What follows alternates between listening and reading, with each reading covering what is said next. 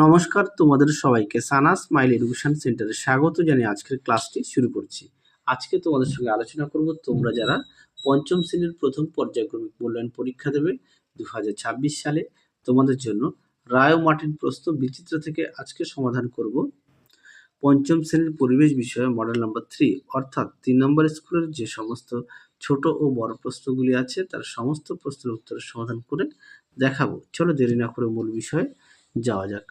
দেখো প্রথমে কি আছে, প্রথমে আছে এক দাগে কাঁধ থেকে কনুই পর্যন্ত বিস্তৃত হাড়টির নাম কি? উত্তরটা লিখবে হিউমেরাস। দুয়ে দেখো স্টেথোস্কোপ কে আবিষ্কার করেন? উত্তরটা লিখবে রেনে লিনেক। তিনে দেখো মেলানিন কি? খুব গুরুত্বপূর্ণ প্রশ্ন, পরীক্ষায় খুব আসে। মেলানিন কি? দেখো দেখে নাও মেলানিন কি? উত্তরটি এখান থেকে এই পর্যন্ত লিখবে।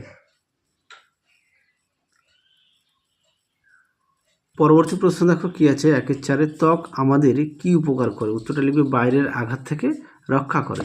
5 দেখো কোন মাটি চাষের পক্ষে ভালো? উত্তরটা লিখবে দোআঁশ মাটি।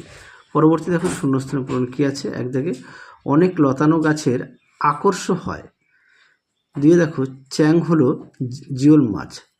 3 দেখো ডট চিকিৎসা করা হয় যক্ষা রোগের জন্য। 4 দেখো হাড়গুলো অস্থিসন্ধিতে লিগামেন্ট দিয়ে লাগানো থাকে। 5 দেখো মেরুদণ্ডের হাড়ের নাম ভাট্রিবা। পরবর্তী দেখো বাম স্তম্ভের সঙ্গে ডান স্তম্ভ মেলাও। কি আছে, প্রথমটা হবে গ, দ্বিতীয়টা হবে ঘ, তিনেরটা হবে উম, চারেরটা হবে ক, পাঁচেরটা হবে খ। আশা করি দেখে নিয়েছো। পরবর্তী দেখো 4 দাগের সঠিক উত্তরটি নির্বাচন করো। একে আছে জীব হলো প্রকৃত পক্ষে এক প্রকার পেশি, অপশান খ। 2 আছে গন্ডারের খড়গ হলো আসলে চুল, অপশান ক। 3 আছে শরীরে রক্ত ছড়িয়ে দেওয়ার পাম্প হলো হৃৎপিণ্ড, অপশান গ। 4 আছে পূর্ণবয়স্ক মানুষের হাড়ের সংখ্যা 206টি, অপশান খ। 5 আছে বৃষ্টির সম্ভাবনার কথা বুঝতে পারে পিঁপড়েরা, অপশান খ।